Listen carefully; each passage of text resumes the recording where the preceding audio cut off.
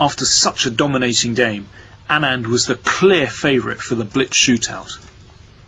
An extraordinary decision from Andreev. He won the toss and he's chosen the black pieces, which means, okay, he has draw odds. If it's a draw, he goes through, but he has a minute disadvantage. And against Anand at this speed, my goodness, they're repeating exactly the same as in the last game. I mean, this is insane. And to give Anand an extra minute after he just bashed your head in with the white pieces, I don't see the logic for that. I would have taken white against a guy like this. Then again, it wouldn't have mattered what color I had chosen. And it's exactly the same. Where's Andreev going to vary? The worst part is that he's down even more on the time, on the clock. He's spending more time to play the moves that they've already played. It's an incredible decision. Is he going to play Rook C8 again?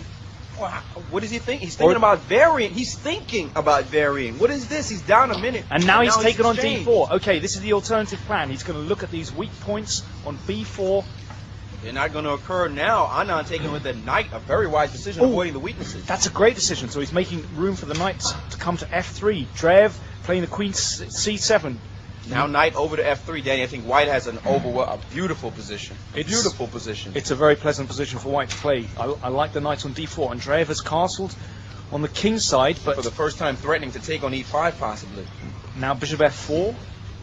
That would seem to just shore up just protect the pawn on E5. That looks good enough. Anand giving it a long think, seconds ticking away, but he has more of an advantage now. He still has a minute advantage. He should be moving very soon to make up his mind, and now he's stopping to think about the position. Well, I'm wondering if he's looking at taking on C6 with the bishop and then playing the bishop out to G5 just to try and exchange off. That's another plan, but his advantage frittering away. He's going to have to keep the time advantage if he's to win this game or keep his chances. And now Anand he's thinking about this position. 353 against, I think, roughly 316. There we are. A big surprise here, Danny. And finally, he has taken on C6. And now, does he want to play bishop G5? He's done it. That what I was worried about was maybe bishop to C5. The idea is, after this exchange, then black is left with a poor bishop on C6. So it's a very strategic way to play the position. So bishop G5, knight G5, and knight E5 isn't possible. I think, no, not rook E5, maybe queen H5. Queen H5 looks like a powerhouse move. So bishop G5, knight G5, bishop G5, knight G5, knight E5, I think queen H5. That's got to be over. That's deadly. That's lethal, in fact. So he's thinking about the position now, and this strategical plan has frozen Andreev, and he doesn't know what to do. He's played the bishop back to D8. Well, that's a strange move. Strange is not the word for it. Bishop takes D8 and immediately forces the rook to take. So Vichy with a very pleasant position strategically, because that knight on D4 cannot be challenged. Andreev left with his rotten bishop on C6. What about B4? Wow, preventing the knight from expanding. And now Andreev in a bit of trouble on the left side. The only thing he can do is to try and get some play against the pawn on C3, but that's not going to happen. Rook coming up to E3, protecting the pawn, and looking later on to swing across to the king side. And preparing this attack is Anand, and Anand taking his time. He still has his minute advantage on the clock, and now queen to C2 with a big threat, knight to G5, and maybe a mate on H7. So Anand just building up an attack and preparing to swing the rook across. H6, preventing the knight coming to G5. So now he can play the rook across, just overprotecting the pawn on E5. He's done it, and that frees up the knight on F3. Andreev moving the rook across to C8, just putting some pressure on the C pawn. And now H4 by Anand. But good move. Where's the pressure? Where's the pressure? Black needs some kind of counterplay. This is a great move. Now he's preparing. He's moved the knight back. Great. Now the rook can swing across to G3. Queen coming down to C4, but well, there was a threat on D4, but Anand solid enough on the queen side. The rook on E3 protecting everything. The dark squares are terrible. Total control. The bishop on A6 looks like a dead piece, and now rook to G3. Threatening queen H6, and now there's a secondary threat. Knight G4 and threatening knight takes H6. Now a sacrifice threat, and Andreev in huge trouble. This is a repeat performance. This is fantastic. A bystander in this position, and now this last move, hoping to defend knight H7. Now the sacrifice has been prevented for the moment. How can Anand increase the pressure? Well, maybe he'll swing the next rook up. What about rook on the first rank to E3 and then to F3? Looks like a plan. He has to worry about queen F1 check. Ooh. So he's decided to move his king to H2. It wasn't that lethal, actually. Now the queen running back to C7. It's an interesting idea, because now the queen on the same diagonal as the king. Maybe he's looking later on to play the pawn up to F6 or F5. Now Anand with F4 cementing that. The queen swinging over, trying to get counterplay against the H pawn, the advanced H pawn.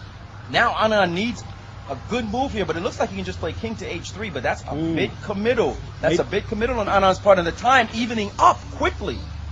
Let's see, 206, 155. And Andreev just whipping off the moves, not bothering to think, but boom, knight e3, chasing the rook back, and now the rook back to c7, preparing to double, and f5, Anand is knocking at the king's door with this move f5, but he only has a 10-second advantage on the clock. So f5, this is a great move. This now black under real pressure on the king side. There are always possibilities to play f6 with a lethal sacrifice and then take on h6. Last move, Danny, king to g1, and if now rook c3, he can discover an attack with knight takes d5.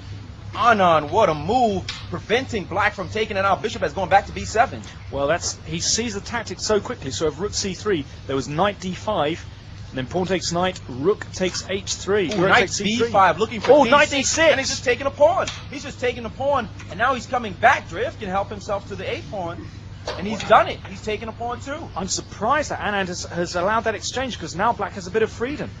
But still looking good for Anand. And Anand with a 10-second advantage on the clock, he has to keep that advantage if he's to win. This doesn't look pure. Andreev is fighting back, and now the knight going back to d4. I think the knight had to settle back on d4 to blockade the d pawn. Rook a8 has been met by knight to g4, and now pawn takes pawn. What is pawn this? Takes. That looks insane. I think maybe he had to do it because there was a threat of f6 and queen h6. But e6 now cracking. Remember that e6 move in the last game cracked the position open, and now Anand cracking the position open with e6, and he's captured on e6 as Andreev. And that's knight e5. 50 different moves. Knight e5 exchange at least, and he's played it. Threatening knight g6 and knight takes d7. And with a 10-second advantage on the clock, Anand looks as if he's about to win material. So Andreev under 1 minute, Anand 1:13. And Anand has helped himself to the rook, and now about to help himself to the e-pawn. Andreev has 2 pawns for the exchange, but Anand has managed to blockade the center. Andreev can't move the pawns down the board, but this is not easy.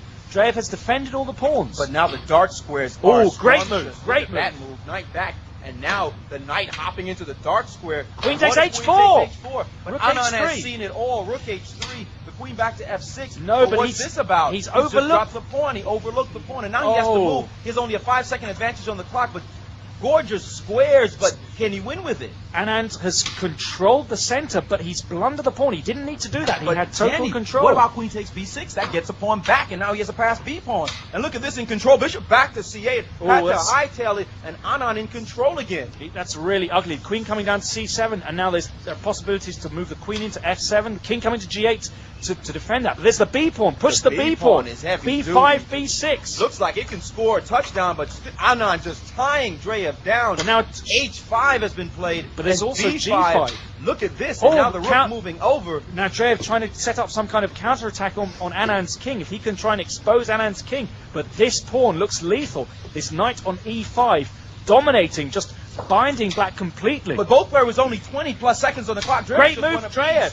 But rook f3. Wait a second. He's exchanged. Anand's king can be checked all over the place. Queen g3. But king back has been played. h3. Anand's king exposed. Oh, this is dangerous. Moves off. Anand with a rook advantage, but the king completely exposed. This is dangerous. Andreev with only 13 seconds on his clock. Andreev doesn't have a check, and the queen has moved. And now Anand's queen has come back into the sector, and it looks as if the perpetual check is not there. Anand moving up to e3, and Andreev desperate for a move, moving his queen over to h2. Andreev with only 8 seconds on his clock. Anand with 11. They both have to whip off the moves. Knight of 3, queen 10 of 3 seconds, check. 9 seconds. 9 seconds to 5, and they're just whipping moves off. Anand needs to move. He doesn't realize he's got so little time. 5 seconds, 4 seconds, 4 seconds each, 4 seconds, 3 seconds, 2, 3, 2.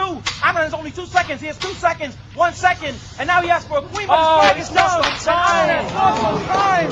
What an incredible. He's a look up with Made it. Oh, my. Anand had lost on time, while Andreev had only 2 seconds remaining. He didn't realize it.